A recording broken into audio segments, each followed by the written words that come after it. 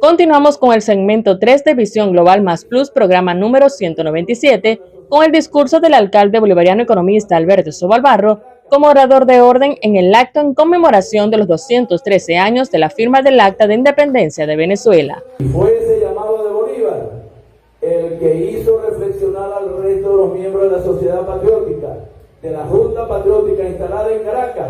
¿Para qué? Bueno, para que se declarara a Venezuela libre del Imperio Español, para que se redactara y se firmara el Acta de Independencia.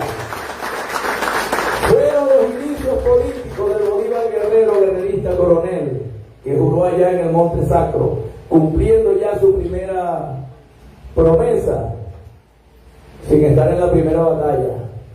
Las batallas eran entonces de la diplomacia. Estuvo por Europa, buscó al generalísimo Francisco de Miranda, que ya estaba, digamos, retirado, sabía de las grandes proezas allá en la antigua Rusia de los zares y también de las guerras independentistas o de ocupación de Napoleón Bonaparte, la claudicación del Imperio Español que se entregó a Francia. Y entonces vino la historia sangrienta de 10 años de guerra, 1811, 1823, 12 años de guerra. Y 12 años de la guerra que diezmó el 50% de la población de Venezuela. Eso debemos recordarlo también. Una de las guerras donde hubo significancia en combates con estrategias militares, pero que también sufrió nuestra población. El 50% de las bajas en cuanto a víctimas del ejército libertador. Porque esas 12 años de guerra, 1811, 1823, no fueron en vano, porque por eso le damos la Venezuela libre, la Perú libre, la Bolivia libre, la Colombia libre, y ayudamos también a la Argentina con San Martín y su encuentro con Bolívar allá en el Alto Perú.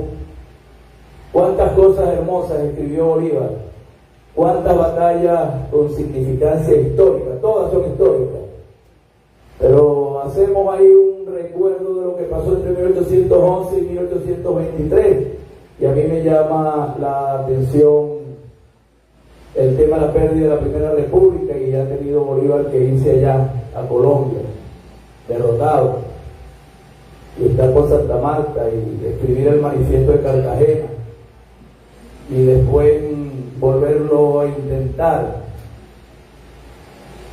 con la Segunda República, pasar por Kingston y escribir la célebre carta aquella del 15 de febrero, una carta a un amigo inglés conocida hoy día como la Carta de Jamaica, de otras cartas, otros manifiestos célebres para nuestra historia, para encarnar nosotros la verdadera furia y la esencia intelectual y política del padre de la patria, Simón Bolívar, el decreto de guerra a muerte.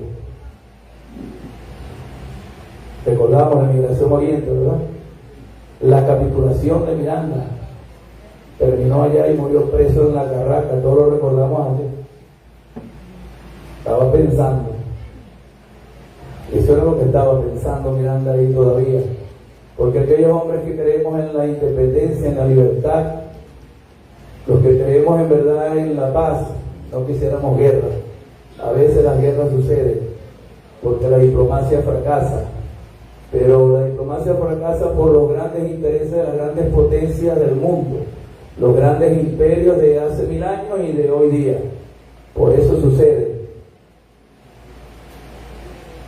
De ahí después se fue a Haití, ya país, primera república independiente de América Latina y el Caribe, y del general Petión recibió barcos, municiones, fusiles, y aunque fue víctima ahí de un atentado, se salvó y pudo salir de Haití y llegar ahí en la expedición de los Cayos, lo que hoy conocemos como Nueva Esparta y llegó a Oriente y el triunfo de Oriente hasta llegar al Congreso de Angostura en 1819 y la fundación de la Tercera República, y desaparece ya la Nueva Granada y nos convertimos en la Gran Colombia.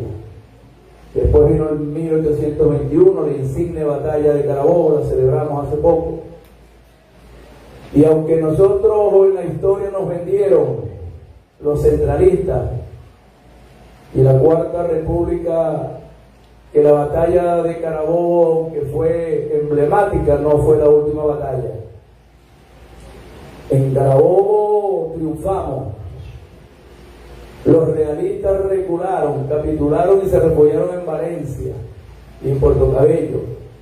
Pero entre el 24 de junio de 1821 y el 24 de julio de 1823, 2 años después, hubo más de 56 batallas entre realistas, o sea, focos de perturbación del Imperio Español todavía en Venezuela. Y cuando Bolívar andaba ya en la campaña del sur, liberando Perú, Bolivia, aquí se había apoderado entonces Morales, que era el capitán general, último capitán general. Cuando se perdió, o el imperio perdió en Carabobo, se instaló aquí, se instaló en Maracaibo, que era la última provincia, y entonces Bolívar tuvo que llamar a Manrique, tuvo que llamar a Padilla, y tuvo que organizar lo que conocemos primero, nos tocó a nosotros aquí en Padilla, lo que es el forzamiento de la barra, hoy apertura y puerta del canal de navegación. Lo celebramos contra Almirante con mucho fervor patriótico, el 8 de mayo del año pasado, con el alto mando militar de la Armada Bolivariana. Yo no sé si usted estaba ahí hoy, se perdió el discurso, tremendo discurso, ahí está en YouTube porque te lo quiero recordar.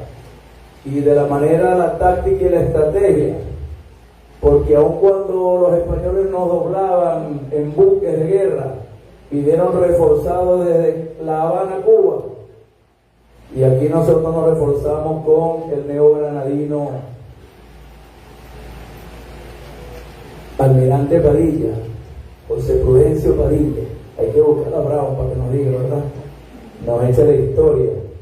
Y aunque Padilla pareciera que traicionó a Bolívar en el atentado allá de 1828 en la ciudad de Bogotá, que fue la traición del mantuanismo y de la oligarquía santafereña, Santander, implican ahí el chivo expiatorio, el negro, el mulato, el hijo de India y negro fue el que pagó el fusilamiento, y a Santander lo exiliaron, y después llegó Bolívar ya derrotado y murió ahí en San Pedro, en la hacienda de San Pedro Alejandrino en Santa Marta, Colombia, el 17 de diciembre de 1830. Entonces 1811, 1830 fueron 19 años. Pero cuántas cosas más hizo Bolívar. Desde allá, desde el sur, dirigió la batalla naval del Lago y salimos victoriosos. Y Morales con el último grito. Yo siempre destaco 2 gritos. El primer grito de horror y terror de Rodrigo de Triana con tierra, tierra, tierra. Ese fue el grito de la invasión. Pero el grito de la independencia definitiva fue el de Ana María Campos. Morales capitula o monda. Y se fue el 4 de agosto rumbo a lo que le quedaba al Imperio Español, que fue a La Habana, Cuba. Cuba fue el último bastión del Imperio Español. Se liberaron en 1899. Ahí estaba en la primera batalla, porque esa independencia se gesta en 1856, y ahí está José Martí, que sin hacer un tiro, porque no era militar, era historiador, escritor, académico, era un hombre de pluma, de lápiz. Bueno, murió en la primera batalla, pero se le reconoce como ser el padre libertador de Cuba, que lamentablemente para salir del Imperio Español tuvo que hacer negocios y pactar con el Imperio de los Estados Unidos de Norteamérica, que ya desde su independencia, mientras aquí a nosotros se nos creaba la Capitanía General de Venezuela en 1777, 4 años, si no me equivoco, ayer hubo 4 de julio, celebran allá ellos la independencia en los Estados Unidos de Norteamérica. En su primer discurso ellos hablan del destino manifiesto. Y el destino manifiesto no era sino que ellos estaban alumbrados por la providencia para invadir más allá de sus fronteras y más allá de cualquier continente, lo que tuvieran que invadir para poder tener y proveerle a su pueblo el alimento, el desarrollo, el crecimiento, y por eso todavía ellos creen que la providencia los apoya en eso, en el destino manifiesto. Y el destino manifiesto se refrenda para América en 1823 con James Monroe, con la doctrina de América para los americanos, y nos consideran a nosotros el patio trasero, la doctrina Monroe, así conocida. Ya Bolívar lo advirtió en 1823, los Estados Unidos de Norteamérica, en nombre de la libertad, y ustedes se conocen todo lo demás, ¿quieren llenar América Latina? Bueno, en nombre de la libertad, los Estados Unidos de Norteamérica en 1899, representándonos allá en el laudo arbitral de París, votaron a favor de los ingleses para que nos quitaran nuestra Guayana Esequiba, porque la Guayana Esequiba es nuestra. Esa es la verdad. Y lo vuelve Bolívar ya en las postrimerías ya, lo que le quedaba de vida en 1830, avisoraba él lo que era la doctrina Monroe y cómo venían por nosotros y por nuestro territorio, porque en alianza con su madre patria, para ellos la Gran Bretaña, Inglaterra, Escocia e Irlanda, ellos quisieron despojarnos a nosotros, y como nosotros veníamos de una guerra federal, de una guerra que en verdad después de la independencia mermaron la república de nuestros hombres batalladores y mermaron nuestras finanzas públicas, nosotros no teníamos entonces para 1895, cuando se aplica aquí la doctrina Monroe, de que nosotros debíamos de ser defendidos por los norteamericanos. Estaba aquí de gobernante Joaquín Crespo. Murió Joaquín Crespo y le entregó a Cárdenas, y Cárdenas Andueza.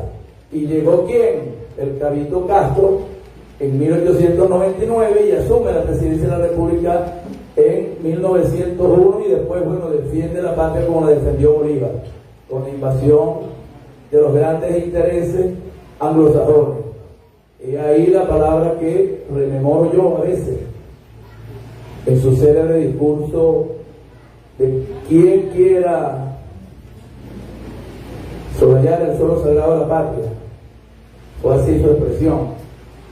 Y bueno, también ya Bolívar lo avisoraba lo que nos veía en el Congreso Anfictiónico de Panamá, donde se inicia el verdadero proceso de lo que debía ser la unidad latinoamericana de naciones, y no ese cascarón vacío creado en 1947-48 allá en Bogotá, lo que conocemos como a lo que hoy no pertenecemos gracias a Chávez, gracias a Maduro, que es la Organización de los Estados Americanos, que es la embajada de las colonias de Washington, del Imperio Norteamericano, igual como tenían aquí la colonia española, la compañía guipuzcoana, y desde ahí hacían las recaudaciones tributarias, y de ahí se hacían todas las importaciones y todas las exportaciones. Pero a nosotros no nos quedaba nada nos quedaba. Exportamos desde entonces café, tabaco, cacao, cuero, pieles, cualquier cantidad de cosas. Yo le estoy diciendo al presidente, volvamos al campo, para que volvamos a rescatar esa exportación en verdad tradicionales, porque es que aquí la Cuarta República nos vendió como que el petróleo es lo que es tradicional, y lo que no es petróleo es lo no tradicional, y debía ser lo contrario, porque antes del petróleo nosotros vivíamos de la agricultura, de las exportaciones, fuimos graneros de América. Soya, no producimos soya, pero producimos arroz, producimos maíz, producimos leche, producimos carne. Fuimos grandes productores de tabaco, exportadores de los mejores tabacos, los mejores cafés del mundo, exportadores de caliza. ¿Ustedes creen que aquí Allá en los palacios de Europa no hay castillos o grandes mansiones construidas con la piedra caliza de aquí de Toba. Muchísimo hay. Entonces, significativo por supuesto estar aquí celebrando 213 años después lo que ha sido la declaración y la firma del Acta de Independencia, y reconocemos con los errores, con las fallas, con el lamentable suceso de un periodo de 13 años de guerra.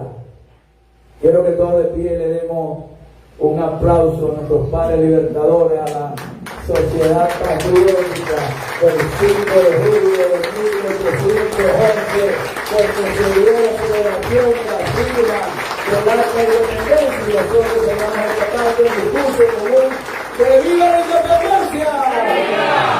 Vamos a la tercera pausa comercial y ya regresamos con el final del discurso del alcalde bolivariano economista Alberto Sobalbarro como orador de orden en el acto de conmemoración de los 213 años de la firma del Acta de Independencia de Venezuela.